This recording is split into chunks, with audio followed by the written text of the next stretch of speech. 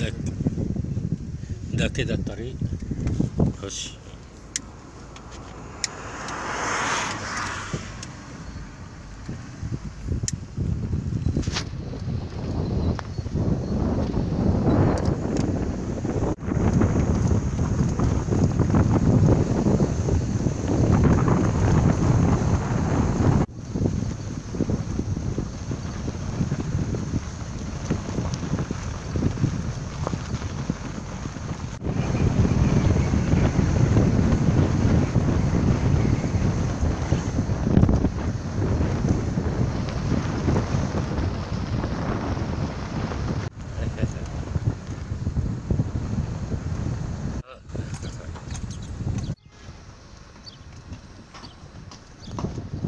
دي المرحلة الثانية من ناحية البوابة. بصورة بقى من هنا كده. دخلنا شمال على جزء الداش من ورا. لا شمال شمال. ده جزء الداش ما بين المرحلة الأولى والثانية.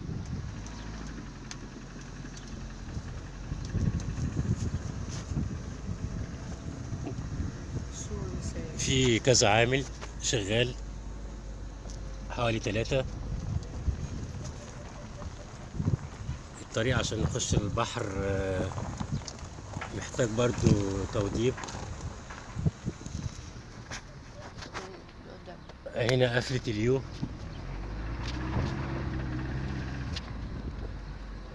دي قفلة اليو لمن يهم الأمر. استنى يا محمود شوية. دي كده قفلة اليو.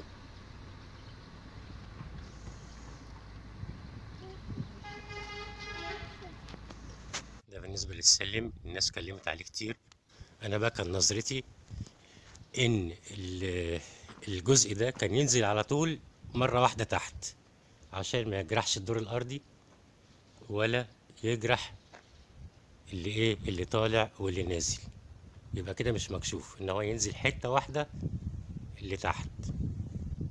وده اللي كنا دايما بنقوله. يا ريت الكلام دوت يكون في المرحلة التانية ما نشوفوش. طبعا دي بداية المرحلة الأولى من ناحية البوابة.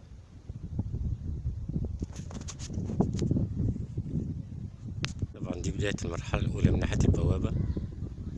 واضح إن في عمارات بالكامل مشطبتش. في هنا أكيد ده مستلم عشان في تكييف.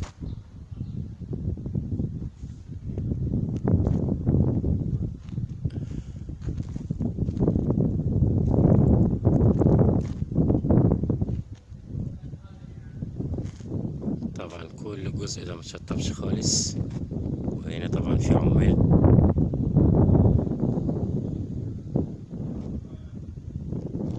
كل اللي مش متركب فيه ابواب وشبابيك ده لسه ايه متشطبش.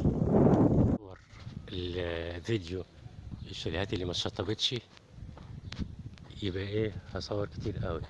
اولى ان انا اصور اللي اتشطب بس. اللي اتشطب ومقفول مش مفتوح. لان يعني المفتوح ده شيء طبيعي متسلمش. فادي واحد في تكييف اهو. تمام. ادي كده شاليه. وفي واحد نقول برضو ادي اتنين اللي متقفلين دول كأنهم برضو متسلمين عشان مقفولين. ادي 2 وفوق واحد 3 وواحد برضو 4 وهنا واحد 5 وهنا واحد 6 والباقي مفتوح. كل الجزء ده كله مفيش حاجة متقفلة فيه اهو. وادي الجزء ده. وادي هنا واحد 7 وهنا واحد 8 وفوق واحد 9 وكل ده لسه. كده يبقى 10 كده 11. ده اكيد مستلم. هنا مفيش لسه. هنا 12 وفي واحد 13. ده اكيد مستلم. ادي 14. اللي تحت ده ما بين قوابل نقول 15 بس اتشطب. واحد هنا 16 وفي واحد متقفل. ادي 17 18 19 20 21 22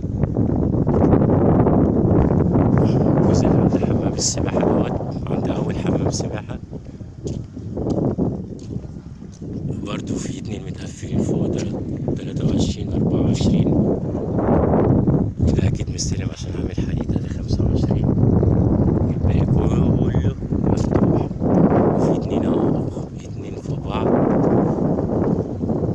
هنعتبرهم برضو، واحد مفتوح واحد مقفول 26، وفوق واحد اكيد مستلم 27.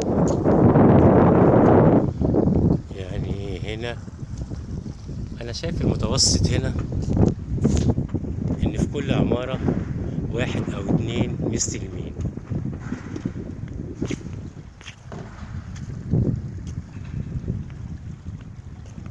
حمام السباحة للأمانة جميل، والمية فيه جميلة.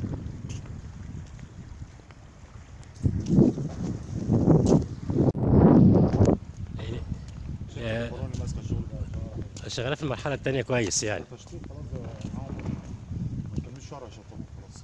اه بس الناس لسه بره وكده صح؟ الأكترية في الخرسانة والطوب.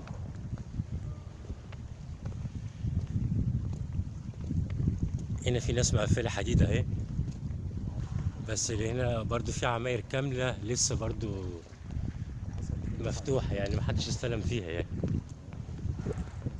السلام عليكم. عامل ايه؟ كيف الأحوال؟ ربنا يخليك.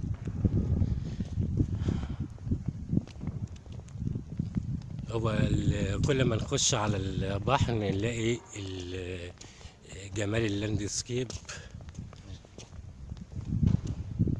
بس هو بس ناقص تقفيل.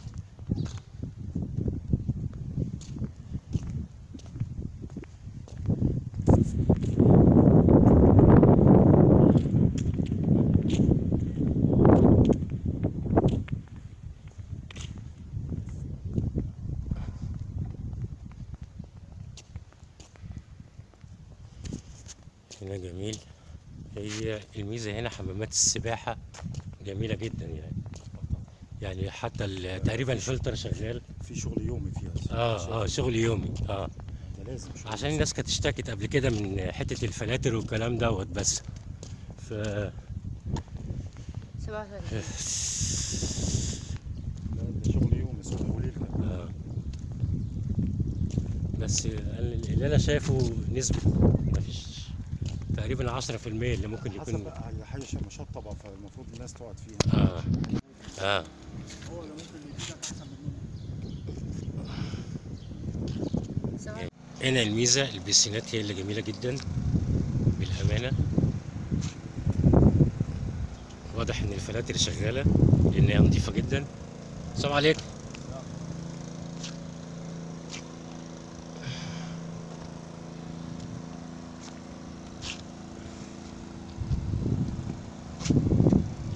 بس طبعا احنا برضو بنصير نفس المشكلة. انت عامل كل حاجة بره 100، ومن جوه زي ما احنا شايفين كده كل ده مشطبش. يعني السبعينات دي تلاقي في كل عمارة شاليه او اتنين اللي مقفول، والله اعلم. هنقول ان هم استلموا يعني في كل عمارة. ادي السبعينات. هنا في تنظيف لحمام السباحة، في مجهود يومي على ما سمعت في حمامات السباحة. ده شيء جميل برضو اللي عايز يقضي يوم. مواتير فلاتر. نخش بقى على ايه؟ على 95. ده نموذج 95 متر اهو. في متقفل 1 2 نقول 3.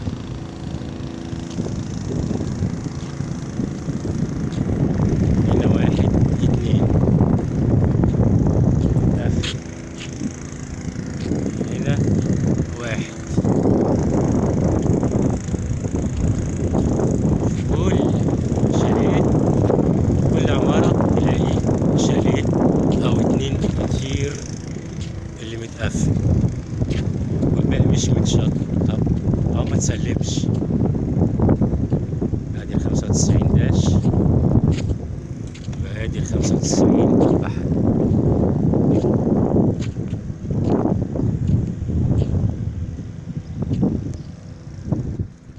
دخلنا على 115. دول 3 عماير داش و3 عماير ايه بحري. 3 عماير الداش الارضي مفتوح كله، اللي فوق 2 متقفلين، واحد فوق ادي 3. العمارة دي كلها التانية ما فيهاش ولا شاليه متقفل. نيجي على هنا ولا شاليه متقفل في 115 غير شاليه او 2 في 115. ما اعتقدش ان في حد استلم منهم، او نقول 1 أو 2 من وسط ال6 عماير. 6 عماير ادي 115. 125 محدش استلم خالص، بس في واحد متقفل فوق العمارتين دول. دول 125 برضو مفيش ولا شاليه متقفل. في واحد اهوت اللي هو الارضي، في واحد مستلم من ال4 عماير، من ال4 عماير. وواحد في الفيلا من الفيلتين، 4 فيلل، واحد بس. ودمتم ادي المرحلة الأولى بالكامل، يعني نقول نسبة 10% ما لا تتعدى 15% اللي استلموا. كده دخلنا بقى على البحر. ده القصر لسه متسلمش طبعا. هنا بقى ايه الشو اللي اتعمل.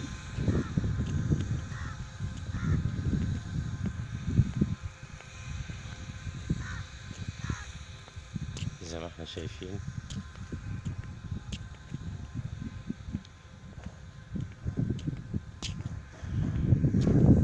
المرحلة التانية. خلي المرحلة التانية دي لوحدها دلوقتي. جميل. حمامات منطقة الألعاب، يعني بيشتغل في الأعياد بس. كان حفلة لما أنا عارف، ما أنا شفت الحفلة.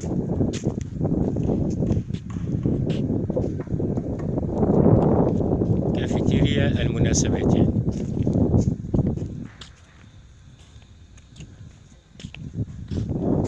كافيتيريا المناسبات.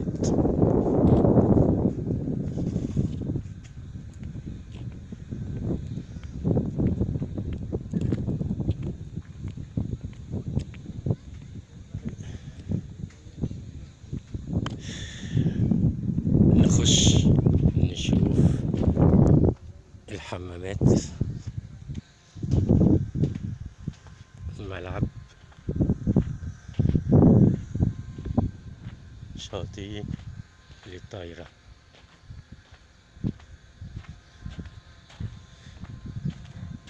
مع اني ماليش في الرياضة اوي يعني، بس هو طايرة يعني.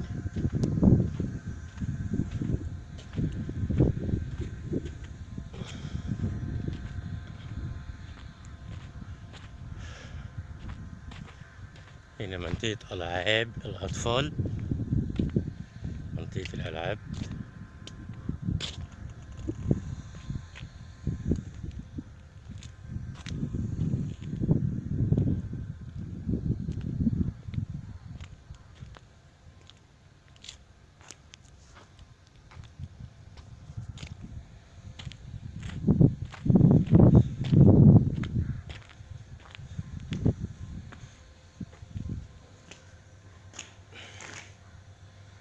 واضح إن الحمامات لسه مهملة.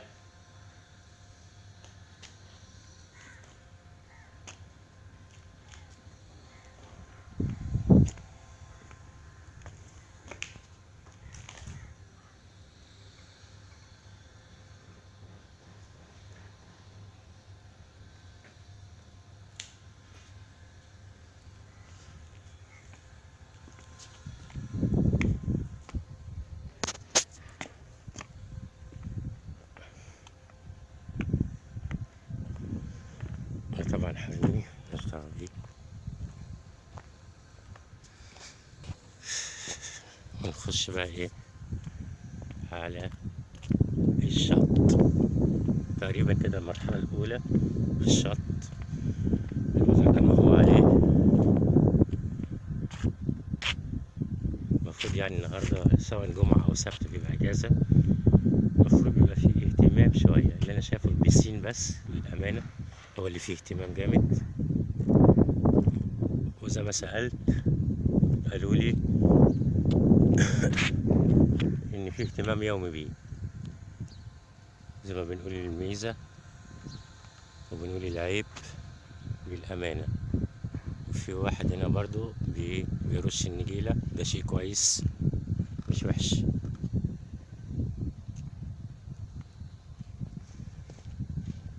طبعا واضح ان عملية المد والجزر هنا برضو شغالة جامد. مش شايف بحر غير على مسافة بعيدة، والساعة دلوقتي ما جاتش 10 الصبح. ده بحر ريماس.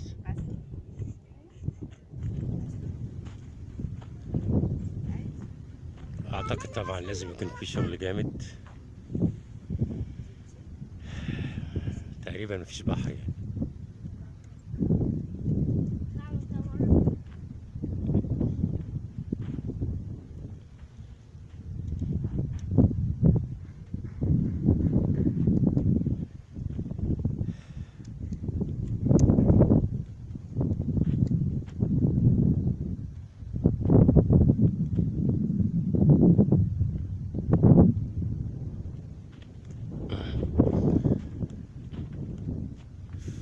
فبنقول لا بديل عن مارينا.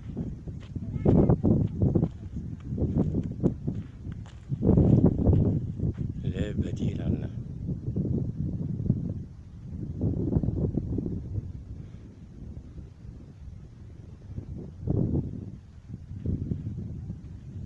في أسرة هنا اهي، وادي المرحلة الأولى وادي المرحلة الثانية.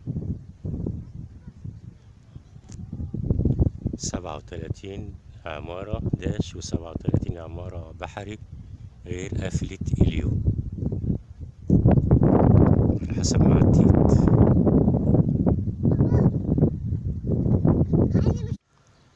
ده الفرق ما بين الأولى والتانية. أنا قصدت إن أنا أصور من النص بالظبط عشان إيه الوضع يبان بالكامل. من هنا نخش على المرحلة التانية كده قصاد البوابة على طول. قربنا شوية، ادي البوابة. طبعا الجزء الأولاني ناحية البوابة هياكل خرسانية، الجزء اللي هنا اللي هو المحارة،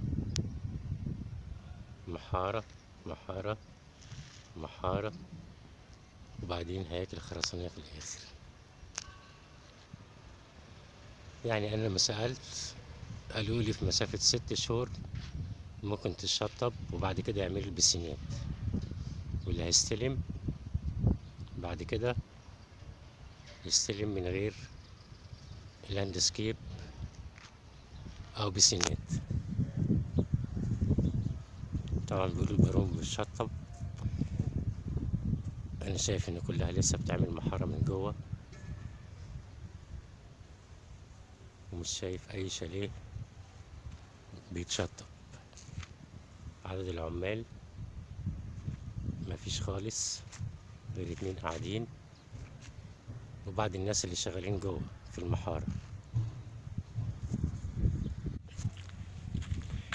كده داخل على المرحلة التالتة. ده الفرق ما بين التانية والتالتة. جزء ناحية البحر فيه حوالي 5 6 عماير كلهم هياكل خرسانية، ده اليو الأولاني. ده جزء من ناحية البوابة. طبعا المفروض دي كده التامنة، وهنا المفروض قفلة اليو هتبقى من هنا، من الجزء ده كده.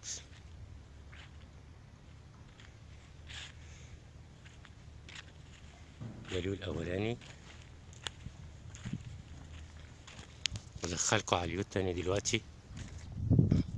في شغل اسمنت، في تشوينات، غالبا الشغل هيتنقل هنا حديد اهو. ده كده اليو الاولاني، هياكل خرسانية، في مجموعة عمال شغالين. كده دخلت ما بين اليو الاولاني واليو التاني.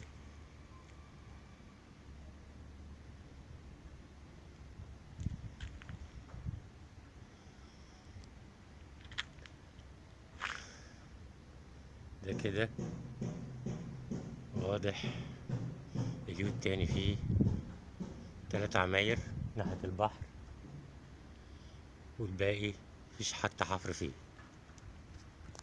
المرحلة الرابعة دي بداية اليو الأولاني زي ما انتم شايفين.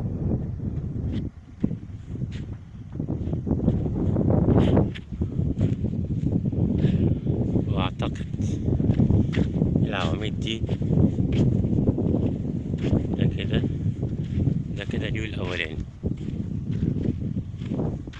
دي المرحلة الرابعة.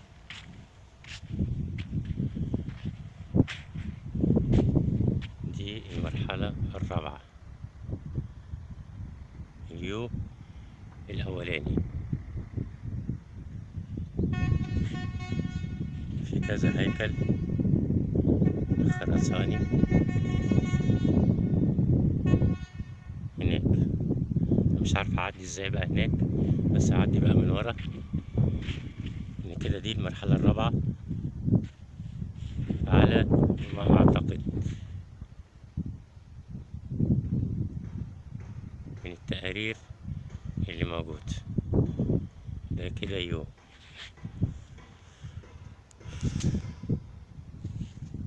المفروض إن أنا ماشي ما بين التالتة والرابعة.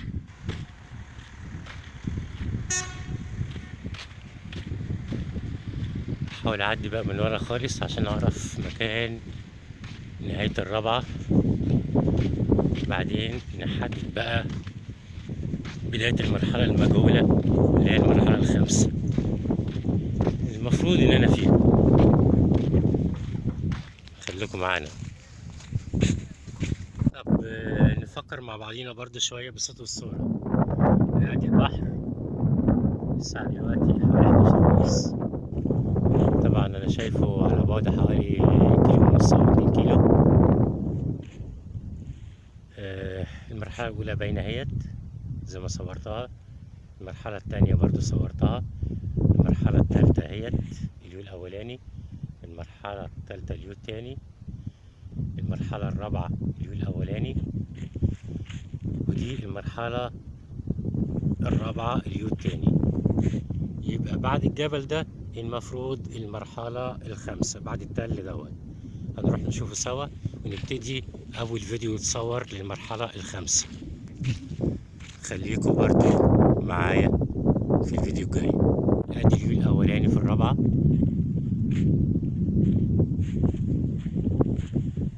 المفروض ده حمام السباحة.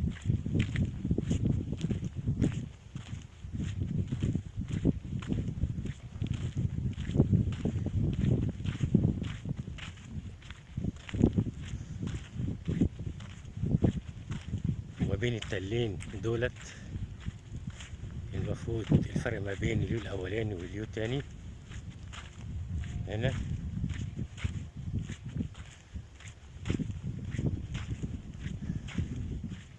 ده الجانب الداش في اليو الأولاني المرحلة الرابعة.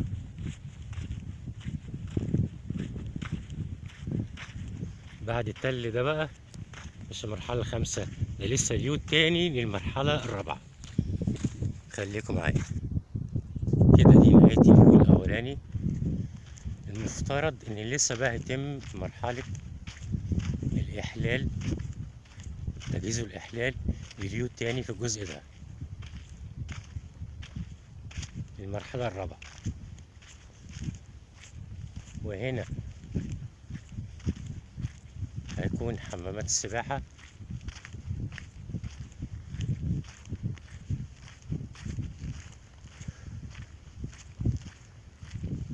فكرنا كده عاملين هنا برضو صبات خرسانية زي مصطبات كده. هنفترض ان ده كده بداية اليو تاني اهي كده. نخش جوه شوية اهو. من هنا يا جماعة نهاية المرحلة الرابعة، ومن هنا يبتدي ما بين المرحلتين. هنا بداية المرحلة الخامسة يا جماعة. أول فيديو نصوره المرحلة الخامسة زي ما انتم شايفين. الجزء ده المرحلة الخامسة، لأنه واضح اهوت. اليو الأولاني، اليو التاني، المرحلة السادسة، وننتهي المرحلة السابعة هناك اهيت. بيتهيألي دي نهاية الأرض، لأن في مباني هناك مش تبع القرية، فأعتقد إن نهايتها عند شوية الطوب اللي هناك دول. كده القرية بالكامل.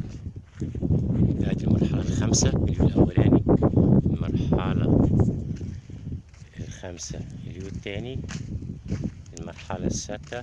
معرفش بقى في التخطيط الجديد يو واحد ولا يو اتنين.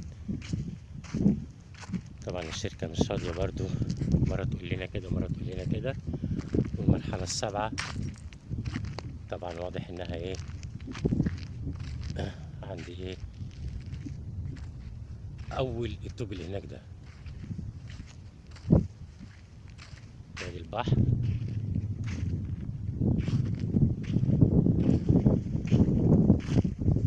حتى بسأل واحد دلوقتي فبيقول لي لا ده هو نايم وزمانه جاي، هيصحى كمان شوية. منتظرين برضو ان هو يهل علينا بأنواره. المفروض على حسب التخطيط عند اخر الطوب دوت اللي احنا شايفينه دوت كده نهاية القرية، عند اخر طوب هناك ده. فشكلهم محددين الجزء ده، ان كل دي مصاطب اهيت معمولة. اخر مصطبة فيهم هنا، ان هي مفروض المرحلة السابعة.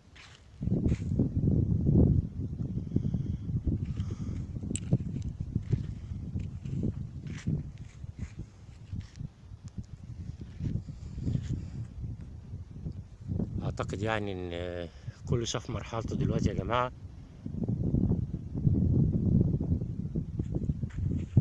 ماشي.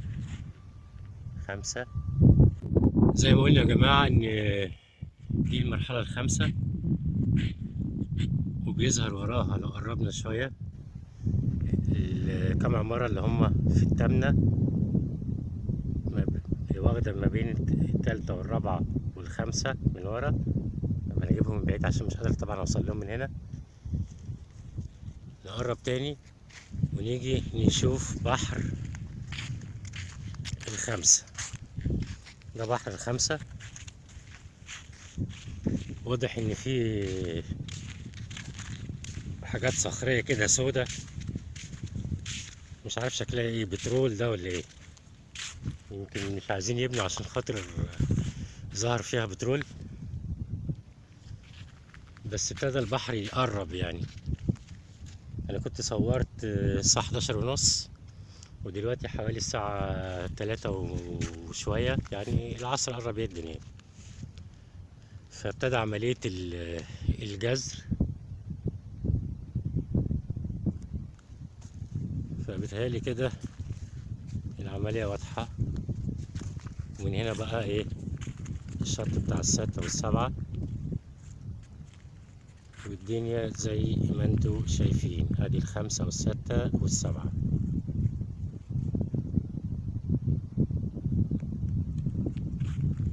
وراهم من بعيد تربات بنربطهم المرحلة الثامنة مع المرحلة الثالثة والرابعة.